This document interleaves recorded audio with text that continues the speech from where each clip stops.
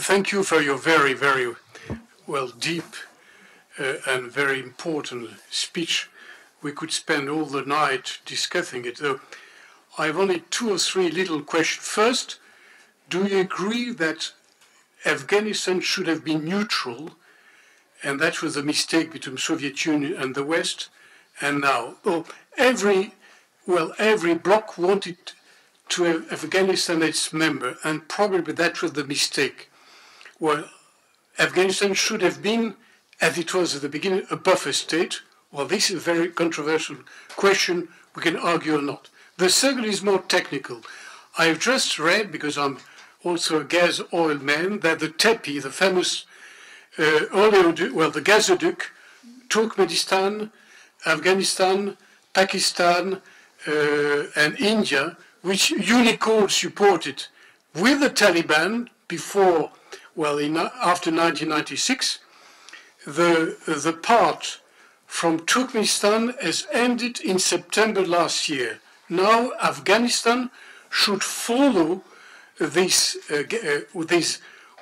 pipeline to Pakistan and India. In that case, India and Pakistan will buy gas, and the Taliban regime will receive $2 billion or $800 million a year as a transit fee. That will support the regime, though indirectly, even if India is a big loser compared with Pakistan with the arrival of the Taliban regime, India will indirectly support the regime, give it some extra revenues to follow its murder politics. What do you think about that?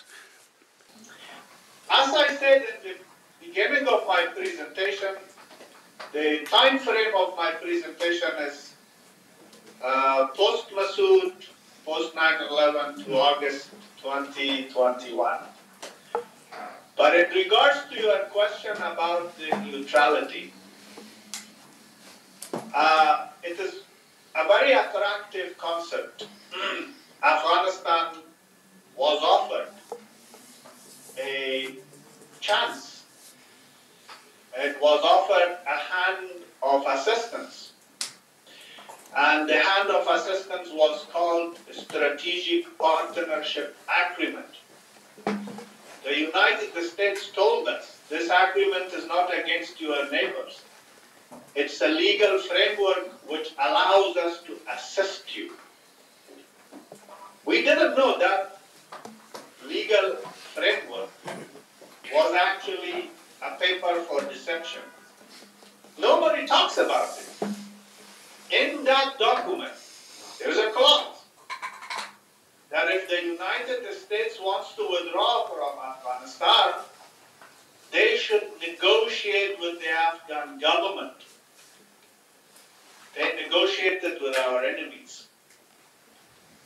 Not only they negotiated with our enemies, they directly threatened us not to hold elections. Remember the elections? They directly threatened us not to hold elections. And when we did hold elections, they bribed our election commission not to count the votes. And when the votes were counted, they bribed the political class of Afghanistan to be fragmented in order not to create a unified negotiating team. If the USAID papers from Afghanistan are inspected, today you will find out that they have spent hundreds of millions of dollars for creating a fake, superficial political class. They bypassed the Afghan government. Afghanistan was poor, is poor. And they used this money not to help us, but to divide us.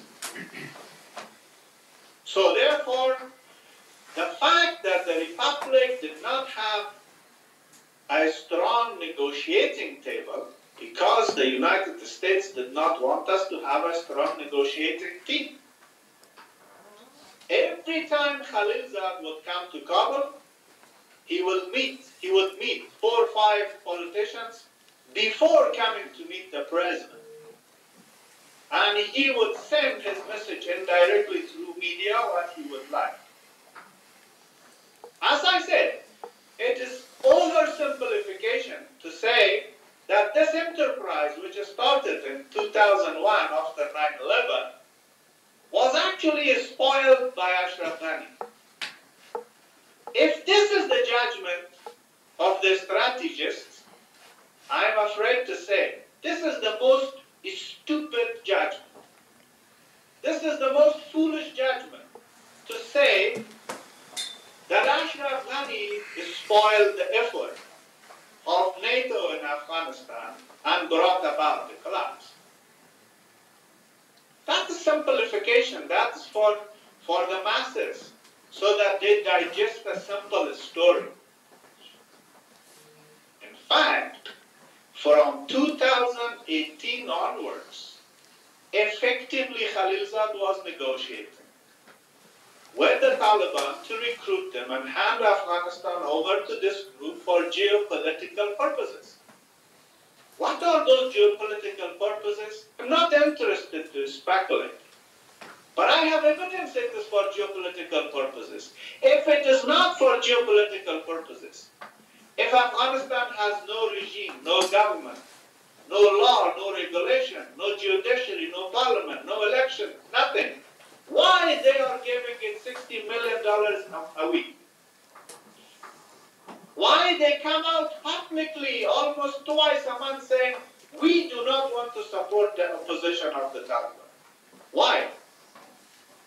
Why they are telling people there is no alternative to the Taliban rule, and they want to imply that this human zoo they have created in Afghanistan is an acceptable new norm? So, neutrality was and is a good thing. The neutrality was not violated by Afghanistan. Again, we trusted this offer. We signed the strategic partnership agreement almost with every single Western nation. Where are those papers? Okay, we are weak. We cannot take you to any court. We cannot.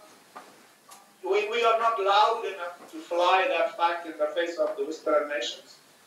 But is that how a leading civilization wants to gain credibility? Of course not. Now, on the issue of copy, Khalilzad was a lobbyist for Taliban in the 90s. Khalilzad was a lobbyist for Taliban post 9/11. Khalilzad remains a Taliban loyalist today. Was his appointment as chief negotiator a coincidence or part of a design? Or maybe both?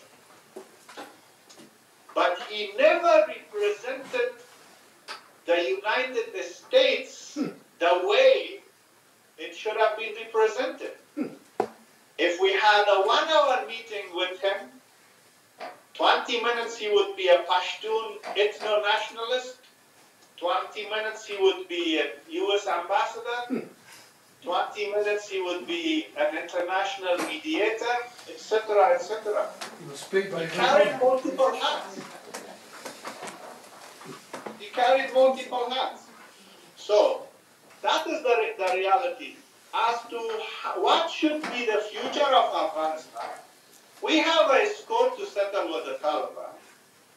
It's early now to say what should be our future. We have to first of all get rid of them and free our land, free our people. You know, if you look at the composition of the Taliban, and if you look at how many madrasas they have built, if you look how many people they have jailed, if you look what they do in cities and areas that they are not welcome, none of that is reflected in the Western media. Merci beaucoup. Mr. Vice President, dear Amrullah, thank you very much for these very blunt and harsh words. We understand your bitterness, of course. But the question is also, you are one of the voices of the opposition. You are a leader. And as you said, Afghan people need hope. So what's the next move? How can you trigger a move in the Taliban regime? How can we bring down the Taliban regime? How does it start? Is it from outside the country? Is it from inside the country? Are they divided? How can we push? So we are also asking for a strategy. Do you have that sort of answer, Amrullah? Thank you. I think it's not a matter of bitterness or sweetness. It's a matter of conformity with the lie, or it's a not conformity with the prevalent narrative. The prevalent narrative is based on deception. It's based on lies. It's based on Doha deal conspiracy. So somebody has to break it up. Somebody has to open this body and expose it. And I'm glad that I'm exposing it. Now, as to the strategy of what should be done to get rid of this situation. Now, let us split our tasks so that we understand who should do what, at least what I should do, and what's our expectations from the Western civilization. Number one, we request the Western civilization, the Western press, the Western consciousness to not put unnecessary blame on the Afghans. To stop it. That's a big contribution to our cause. Number one. Number two. What is terrorism? Is terrorism a guy, an angry person, killing 2 Americans in the streets of New York, God forbid, in the streets of Paris? It's too bad. It shouldn't happen. But do you know that we are now ruled by terrorists? Why are you not mentioning it? I'm not talking to you as a person. So, the West is now dividing the human life into several categories. And if I want to quote, there is this golden billion and the non-golden, the dirt remain. So it has become a norm that if we die, we're not counted. And our sacrifices are not counted. And our commitment was not counted. Our wisdom is not counted. Our dedication is not counted. What is counted is, if you go to most of these meetings and they say, what is the threat from Afghanistan against us? Nobody says, we had commitment there. We had agreements with the Afghan people. We have lifted. Okay? We do not go there. But at least we should have the dignity of saying, it's our fault. That helps. That's number one. Number two, don't whitewash the Taliban. Every time a Norwegian diplomat comes out and talks positive about the Taliban, I sweat. I sweat. I tell you, if Norway takes 20 Taliban to a hotel in their capital and leave them there for 6 months, there will be protests. There will be protests. Do not whitewash the Taliban. Explain them as they are. And this whitewashing is a sponsored whitewashing. It's not genuine. It's not authentic. It's not authentic. And number three, do not say you do not support the anti-Taliban. At least remain neutral. Give us the right to express ourselves in whatever form and way that is effective to liberate our country.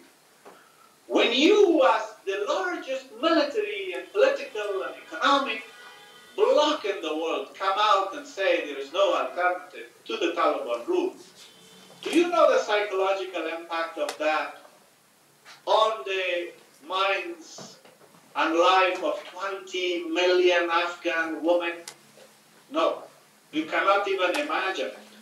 So that's number 3 you should do. Number 4, use the United Nations as the most effective platform to mobilize the world opinion against this situation. Don't be conformist. Number 5, give us political support. What you are doing today is political support. Give us more space. Conditionalize your humanitarian assistance. Do not go there and provide assistance without having access to the society. Western NGOs have no access to the society. They are injecting aid into the darkness. Why are you doing it? Stop it. You think you are alleviating the suffering of the Afghan people? No, you are not. You are NGOs, calculatedly or uncalculatedly, those NGOs are assisting the Taliban. Stop it. The human tragedy has already happened. And lastly is, what will bring us back to your attention? What will bring us back to your attention? Another tragedy? Another God forbidden strike? Another bad behavior? Again, I am appealing to you as the West is still the most dominant bloc in the world. It is not taking its responsibility seriously. It's bypassing its responsibility. And that bypassing of your responsibility is not only a disservice to the Western civilization, it is also a disservice to the rest of the humanity. You dominate the global institutions, and you are not using those institutions to raise awareness about the Afghan plight. That's what you can do. Leave the rest to us. There is enough domestic motivation to topple the Taliban. They are not natural to our life. They are not natural to our social fabric. They are not natural to our being. We will topple them. We want the West to remain neutral, not to side in one way or another with the Taliban. Mr. Saleh, after 40 years of war, we would like you here to propose as a peace strategy, and not only a strategy for civil war and civil strife. I mean, we know enough of the world conflicts that if you want to win a war, you need a peace strategy. If not, you lose the war. So, what is your peace strategy? Thanks. I think you have misunderstood my recommendations or my suggestions for going ahead. Fighting and killing humans is ugly. That's not our choice. Okay, let me simplify it. We want to study what is good for us as people. There is one man with his militia, he thinks he knows more than any of us, and he decides what we should study. We would like to choose the color for our dress. He thinks we are incapable of choosing the color of our dress, and he has to choose it. We think on March 21 every year we should go to the nature and eat some dry fruits, and he thinks that's against the Quran. We would like our daughters to be doctors, engineers, nurses, lawyers, economists, etc., etc. And he thinks that he is in communication with God, and he thinks our daughters and sisters are quarter of a human being, and they lack 75% dignity of a human being. So, we would like to live like normal human beings, and this man and his militia believe that the rest of the world is abnormal, and what he is doing is normal. We think Afghanistan is a multi-ethnic country and they should have a say in their destiny. He believes, except his tribe and from his tribe few people, rest of the Afghans lack the wisdom to have a say in their destiny. Brother, the list goes on and on and on. Can you put yourself in our shoes and find a way to negotiate with this man? And if he asks through which way? He has left us no option. And he has left us no option because he believes the West has consolidated his power and is still consolidating his power. When Western diplomats come out and say there is no alternative to this cruelty and it is the best new normal for Afghanistan, can you imagine the impact of that on the Afghan society and on the spirit of the Taliban? Of course not. It is not the Afghan people heading towards the civil war. They are being pushed to go towards the civil war. There is already a civil war going on, but it's not intense. The intensity is very low, but there is a civil war going on. Ask the ICRC, a noble Western agency, to report to you who are these 40,000 plus detainees in the Taliban jails. Who are they? Why in 2025 a young Afghan man gets 4 years jail time just because liking an anti-Hibbatullah Facebook post? You know? I think you misunderstood us. The life under the Taliban has lost meaning for bulk of the Afghan people. They are exploding, and that explosion is inevitably called the civil war. What is left for us as an option, as a peaceful option? Not much. Because the peaceful option was implementation of the peace process which had started in Doha. And it turned out that it was not a peace process. It was a scheme, a map for regime change backed by United States, militarily, diplomatically, financially. Oui, en tenant en considération le fait qu'en 2021, avec 350 000 soldats... Oui, vous entendez? 350 000 soldats et plus de 8 milliards de dollars d'armement sophistiqué, on n'a pas pu se défendre. Qu'est-ce que on attend en tenant en considération les attentes stratégiques et économiques des pays voisins et d'autres puissances? Qu'est-ce qu'on attend des Afghans? Qu'est-ce qu'ils doivent faire eux-mêmes pour eux-mêmes? Et qu'attendons-nous de la communauté internationale pour arriver à une solution? Merci. تشکر.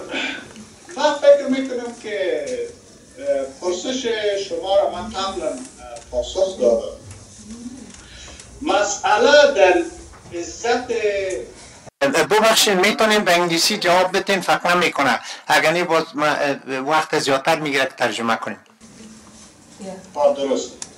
I think I have already responded partly this question, but I am glad to repeat myself. The answer evolves around human dignity and the meaning of life. If you are deprived of the very aspects of life. Very basics, like choosing the color of your choice, like choosing the field of your education, like creating a calendar of activity for yourself, like taking your wife for a walk in the street, like dreaming a future for your children, like simply being a human being and having a normal life. If that dream is taken away from you, then you ask a question from yourself, what is the purpose of life? You see, it is not us choosing to fight.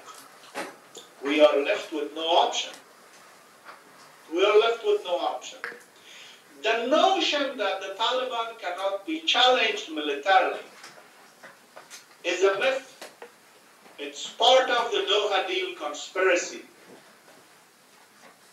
And you say they were not defeated initially. They were not. The Americans did not come to Afghanistan to defeat them. This is not my word. Right in the YouTube, Henry Crampton, CIA official, he spoke to the War Commission in the Congress. He said we were not there to defeat the Taliban. It's there. You read all the memoirs of other people. Obama said we want to defeat the Taliban, but if we can't defeat them in 1 year, we go. With all due respect for wisdom of President Obama, for his intellect, militarily, that is the most incorrect, and I'm sorry to say, that is the most foolish statement for a military strategy. Hello, my enemy, I'm only here for a year. If I cannot find you in that year, I will go. And then his military commander on the ground, General McChrystal, what did he do? He massed 20,000 troops to attack Marjan. What was in Marjan? Nothing. I told McChrystal, I said there's nothing in Marjan. You are going into the desert town with few thousand people, there will be no Taliban. The Taliban were not effectively challenged militarily. That is a myth. That's a myth. And if the world doesn't want the Afghan people to rise up and not fight, they should stand with the Afghan people and help them gain their rights, very basic rights, through peaceful means. We are not demanding Jeffersonian democracy. We are not demanding liberal order. We are demanding the right to education. We are demanding the right to be able to walk in the nature. We are demanding the right to choose the education fit for our children. That's taken from us. So you think we should accept